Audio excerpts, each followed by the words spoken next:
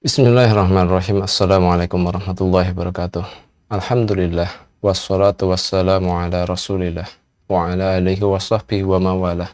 Pemirsa yang semoga dirahmati oleh Allah Subhanahu wa taala, kita lanjutkan pembacaan kitab Shahihul Adab Al-Islamiyah yang ditulis oleh Syekh Wahid Salam Bali dan disyarah oleh Syekh Khalid Al-Jauhani. Semoga Allah menjaga beliau berdua. Kita masih berada di dalam bab adabul masajid atau adab-adab seorang muslim yang berkaitan dengan masjid. Kita masuk ke adab yang ke-9, yaitu taqdimul hufadi wal fuqahai ila saffil awwali khalfal imam. Memprioritaskan hufad atau para penghafal Quran, wal fuqaha dan juga para ahli fikih atau ulama, ila sofil awali untuk berdiri ketika sholat berjamaah di sof yang pertama, khalfal imam di belakang imam. Memprioritaskan para penghafal Quran dan para ahli fikih atau ulama agar berdiri di sof pertama di belakang imam.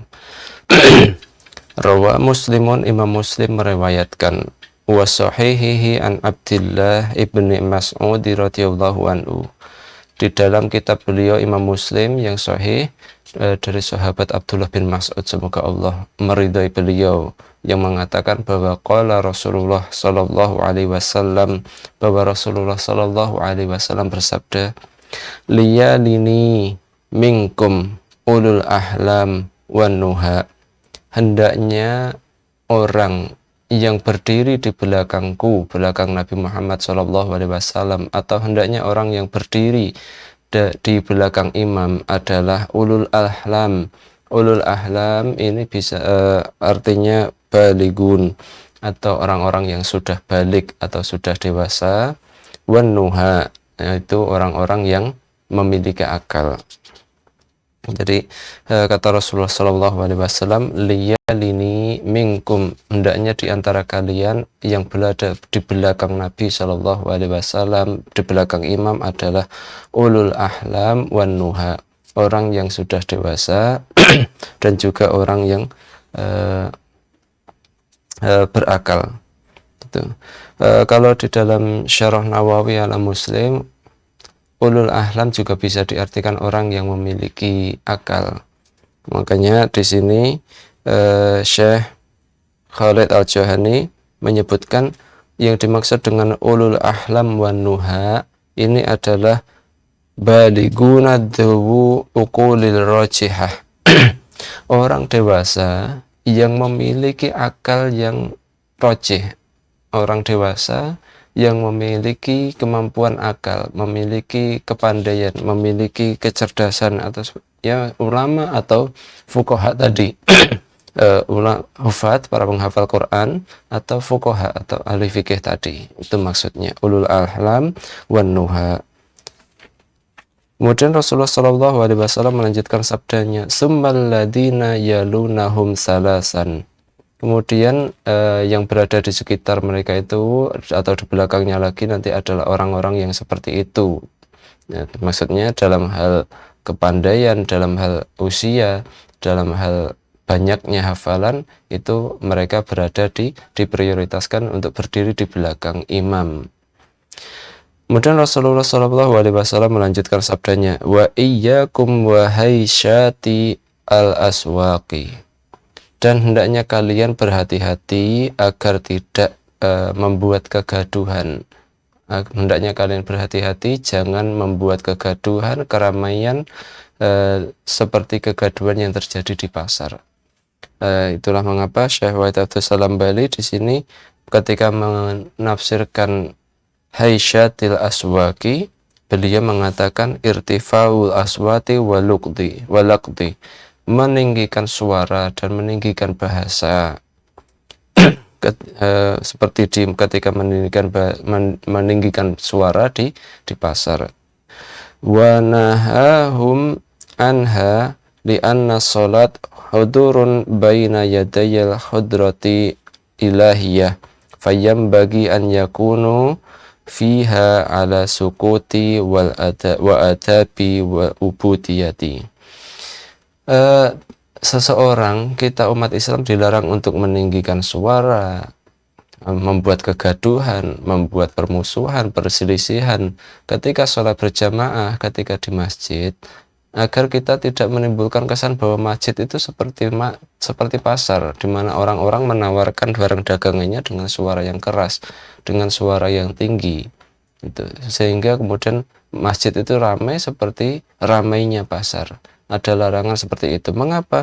Karena li'anna sholat khuduru baina yatai khudrati ilahiyah. Karena orang yang sholat itu seperti halnya mereka itu sedang berada di hadapan Allah Subhanahu wa Ta'ala, di hadapan Rabb mereka.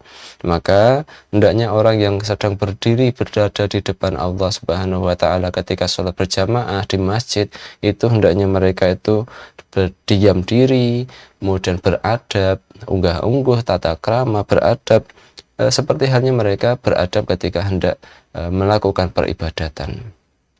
Inilah hadis yang menunjukkan bahwa hendaknya orang yang berdiri di belakang imam ke dalam sholat berjamaah di shaf pertama adalah para hufadz, para penghafal Quran, atau para fuqaha, atau para ahli fikih, atau para ulama.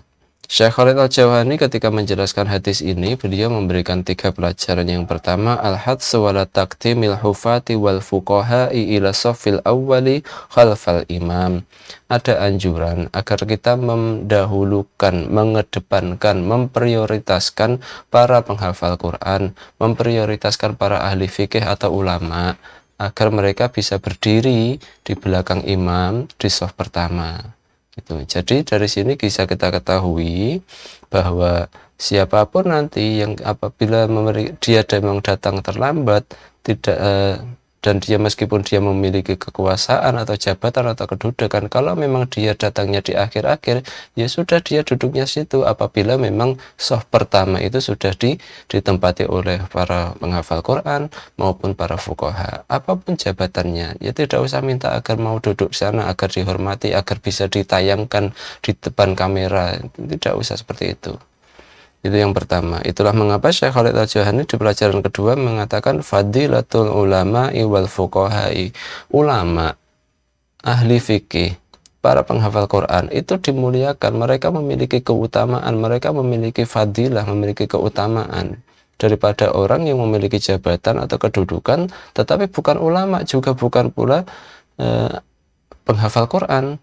Nah, lain halnya cerita jika dia itu seorang penguasa, pejabat, orang yang memiliki kedudukan, plus dia itu penghafal Quran, dia juga itu seorang ulama, maka dia juga mendapat prioritas untuk duduk berdiri di shaf pertama tepat di belakang imam. Tetapi jika penguasa atau pejabat itu bukan ulama, bukan ahli fikih, ya kalau memang dia datang terlambat, di shaf pertama belakang imam sudah ditempati oleh para penghafal Quran dan para ahli fikih, ya sudah dia duduk di tempatnya mana dia datang itu.